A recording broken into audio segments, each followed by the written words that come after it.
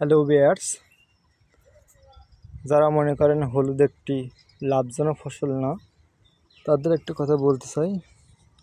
হলুদ একটি অরিজিনাল লাভজনক ফসল, আর এটা একটি সামান্য চাষ, যার মাধ্যমে আপনি সব কিছু চাষ করতে পারবেন। তার একটি বাস্তব উদাহরণ চলে আজকে আপনাদের দেখাই, শুরু থেকে শেষ পর্যন্ত। প্রথমে তো আমরা হলুদ জমিতে উঠানো শুরু করি।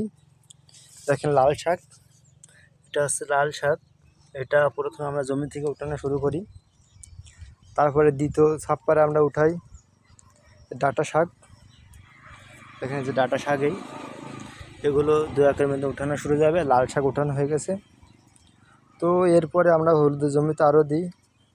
দেখেন এটা হলো ঝিঙ্গে গাছ, ঝিঙ্গে বেড়ায় ঝিঙ্গে গাছ উঠে গেছে। তো তারপরে আমরা দিই মরিচ গাছ, কাঁচামরিচ। এই যে কাঁচামরিচ গাছ, পার্শ্ববর্তী দিয়ে আমরা কচু গাছ, মুখী কচু, যেগুলো খাওয়া যায়। তো তার পাশাপাশি আমরা দিই, এটা হলো গিয়ে ওল গাছ। দেখেন এটার থেকে ওলের গোটা তৈরি হয়, আর যেটা একটু লাভজনক ফসল। তো তার পাশাপাশি আমরা চাষ করি, এটা হচ্ছে গিয়ে আপনার বেগুন গাছ। দেখেন তো খুব শীঘ্রই ফুল আসবে যে বেগুন গাছ। দেখেন এই বেগুন গাছ।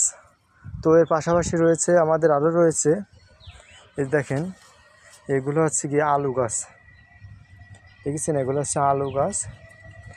এই যে এগুলো আলু গাছ। আরও রয়েছে আরও মিষ্টি কুমড়ো গাছ। দেখেন এই যে মিষ্টি কুমড়ো গাছ, এগুলাই দেখেন মিষ্টি কুমড়ো গাছ প্রায় উঠে গেছে বানে। তো ধরেন এরকমভাবে সব কিছু একের পর এক উঠতে থাকবে। আপনার যেমন পারিবারিক তরকারির চাহিদা মিটবে, পাশাপাশি আপনি সেগুলো চাহিদা মিটে ঝাল, বেগুন, মুখী কচু, ঝিঙ্গে, এগুলো আপনি বিক্রি করতে পারবেন। আর লাল শাক, ডাঁটা শাক, এগুলো তো আগেই বিক্রি করতে পারবেন। তো সামান্য এক চাষ নিয়ে হলো হলুদের চাষ। আর সর্বশেষ যেটা লাস্টে থেকে যায়, এটা হলো হলুদ। তো হলুদ তো আর কথা নেই, যদি ভালো থাকে, নসিবে থাকে, তাহলে আপনার ভালো হতে পারে। তো সব ধরনের কৃষি বিষয়ক সব ফসলের তথ্য আপনাদের দিতে থাকবো। তো আপনারা সবাই আমার চ্যানেলটি সাবস্ক্রাইব করে পাশে থাকবেন। আর হলুদের জমির যে কোনো রোগ সমাধানের সব কিছু কমেন্ট করবেন।